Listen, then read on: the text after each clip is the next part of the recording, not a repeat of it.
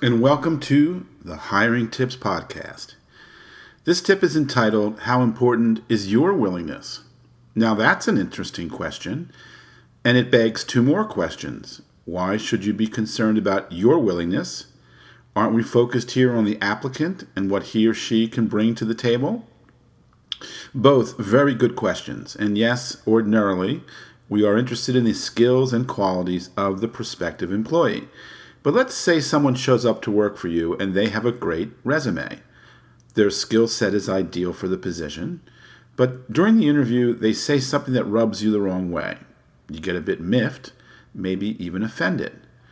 For some of us making hiring decisions, that's the end of that potential employee.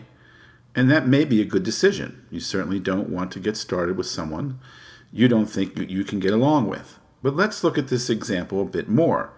What if the bothersome thing that was said or done was simply a misunderstanding? What if your applicant had no intention whatsoever to offend you? If your willingness is high, then instead of getting offended or staying offended, you keep moving through the hiring process. You can, and most likely should, take up the point that caused an upset for you and see how it was intended. It could clear up right then and there. But for some, they may not be willing to do this. Applicant does something they disapprove of, applicant goes home. And that applicant may have been a real gem had they been given the chance. All I'm really saying here is this: your willingness can be a factor in the hiring process. Keep it as high as you can, and you'll have a better shot at hiring great staff. The hiring tips are brought to you by the Employee Testing Center. Our employee testing service will help you hire better staff. It's very accurate, easy to understand, and delightfully affordable.